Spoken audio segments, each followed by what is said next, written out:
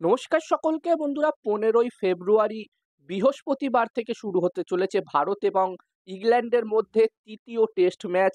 এবং আজকের এই ভিডিওতে এই ম্যাচটির ব্যাপারে সমস্ত কিছু ডিটেলস তোমাদের সাথে শেয়ার করব। এই 3 নম্বর টেস্ট ম্যাচটির জন্য ভারতীয় টিমের শক্তিশালী প্লেইং ইলেভেন কেমন হতে পারে সেটাও তোমাদেরকে জানানোর চেষ্টা করব আজকের এই ভিডিওতে। এছাড়াও এই 3 নম্বর ম্যাচটির ব্যাপারে সমস্ত আপডেট তোমাদের সাথে শেয়ার করব এই ভিডিওতে। তোমরা কিন্তু ভিডিওটাকে স্কিপ করো না, পুরো ভিডিওটা তোমরা অবশ্যই দেখো। এবং পুরো ভিডিওটা দেখার পরে যদি তোমাদের ভিডিওটা ভালো লাগে, ভিডিওটাকে একটা লাইক তোমরা অবশ্যই করে দিও। আর তোমরা তোমাদের মতামত কমেন্ট করে কমেন্ট বক্সে জানাতে পারো। যেখানে বন্ধুরা এই 3 নম্বর টেস্ট ম্যাচটি হতে চলেছে সুরাটে। এবং এই ম্যাচটির জন্য এখানে ভারতীয় স্কোয়াড অ্যানাউন্স করা হয়ে গেছে। এবং এই ম্যাচটির জন্য এখানে ভারতীয় দলে অনেক চেঞ্জ হয়েছে, শুধু এই ম্যাচটির জন্য না, বাকি যে 3টে ম্যাচ হবে সেই 3টে ম্যাচের জন্যই এখানে ভারতীয় স্কোয়াড অ্যানাউন্সও হয়েছে। যেখানে বন্ধুরা বিরাট কোহলি বাকি 3টে ম্যাচেও অ্যাভেলেবেল থাকছে না। এছাড়াও বন্ধুরা এখানে শ্রেয়াস আইয়ার বাকি 3টে ম্যাচ চোটের কারণে মিস করতে চলেছে। যদিও এখানে কিছু মানুষ বলছে যে শ্রেয়াস আইয়ারকে বাদ দিয়ে দেওয়া হয়েছে তার খারাপ ফর্মের কারণে, তার কোনো চোট লাগেনি, তাকে এমনি বসিয়ে দেওয়া হয়েছে, সে ভালো ব্যাটিং করতে পারছে না বলে। অন্যদিকে বন্ধুরা এখানে ভারতীয় স্কোয়াডে মোহাম্মদ সিরাজ কামব্যাক করতে চলেছে, যেখানে 2 নম্বর টেস্ট ম্যাচটিতে ভারতীয় স্কোয়াডে মোহাম্মদ সিরাজ ছিল না। এছাড়াও বাকি 3টে টেস্ট ম্যাচের জন্য ভারতীয় স্কোয়াডে আকাশদীপকে অ্যাড করা হয়েছে এবং রবীন্দ্র জাদেজা এবং কেএল রাহুলও কামব্যাক করতে চলেছে। যদিও তারা এই 3 নম্বর টেস্ট ম্যাচটি খেলবে কিনা সেটা এখনো পর্যন্ত কনফার্ম নয়। এখানে তাদেরকে আগে মেডিকেল টেস্ট করা হবে, তারা পুরোপুরিভাবে ম্যাচ ফিট আছে কিনা দেখা হবে।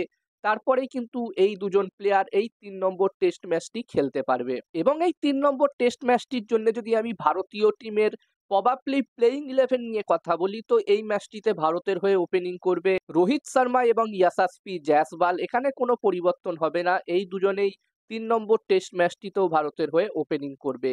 এছাড়াও 3 নম্বর পজিশনে খেলবে শুভমান গিল।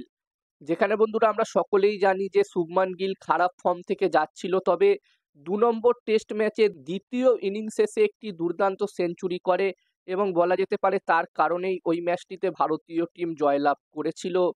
তার সেঞ্চুরি এবং জাসপ্রীত বুমরার দুর্দান্ত বোলিংয়ে বলা যেতে পারে ভারতীয় টিম 2 নম্বর টেস্ট ম্যাচটি জিতেছিল।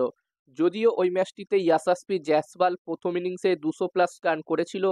তো এখানে ইয়াশাসপি জয়সওয়াল, শুভমান গিল এবং জাসপ্রীত বুমরার দুর্দান্ত বোলিং, এই 3জনের কারণেই 2 নম্বর টেস্ট ম্যাচটিতে ভারতীয় টিম জয়লাভ করেছিল। আর বন্ধুরা এরপর 4 নম্বর পজিশনের কথা বললে এখানে বন্ধুরা কেএল রাহুল খেলতে পারে। যদি সে পুরোপুরিভাবে ফিট থাকে তাহলে অবশ্যই এখানে কেএল রাহুল খেলবে। আর না হলে কেএল রাহুলের জায়গায় এখানে রাজাত পাতিদারকে সুযোগ দেওয়া হতে পারে। যদিও দ্বিতীয় ম্যাচটিতে রাজাত পাতিদার পুরোপুরিভাবে ফ্লপ হয়েছিল, তবে আমার মতে এখানে কেএল রাহুল যদি পুরোপুরিভাবে ফিট না থাকে, ম্যাচ ফিট না থাকে, তাহলে রাজাত পাতিদারকেই খেলানো হবে। এবং বন্ধুরা 5 নম্বর পজিশনের কথা বললে এখানে সারফারাজ খানকে খেলানো হতে পারে। 5 নম্বর পজিশনে সারফারাজ খানকে খেলানো হতে পারে। ভারতের হয়ে সে এই 3 নম্বর টেস্ট ম্যাচটিতে ডেবিউ করতে পারে, এবার দেখার বিষয় থাকবে কি হয়।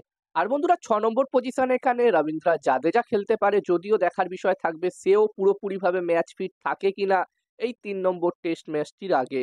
যদি সে পুরোপুরিভাবে ম্যাচ ফিট না থাকে তাহলে কুলদীপ যাদব খেলবে তার জায়গায়। যেখানে আমরা 2 নম্বর ম্যাচটিতে দেখেছিলাম রবীন্দ্র জাদেজার জায়গায় কুলদীপ যাদব খেলেছিল, তো এই ম্যাচটিতেও সেম কুলদীপ যাদব খেলবে। তবে কুলদীপ যাদব যদি খেলে তাহলে সে 6 নম্বর পজিশনে ব্যাট করতে আসবে না, সে 9 নম্বর বা 10 নম্বর পজিশনে ব্যাটিং করতে আসবে। এবং 7 নম্বর পজিশনে খেলতে পারে ধ্রুব জুরেল। এই ম্যাচটিতে আমার মতে ধ্রুব জুরেল ভারতের হয়ে ডেবিউ করতে পারে। যেখানে কেএস ভারতকে ভারতীয় দল অনেক সুযোগ দিয়েছে, কিন্তু সে একটি সুযোগেরও সদ্ব্যবহার করতে পারেনি। সে প্রায় প্রতিটা ম্যাচেই সুপার ফ্লপ হয়েছে এবং সেই কারণে এখানে আমার মতে এই ম্যাচটিতে ধ্রুব জুরেলকে ভারতীয় দলে সুযোগ দেওয়া হতে পারে। এবার দেখার বিষয় থাকবে কি হয়।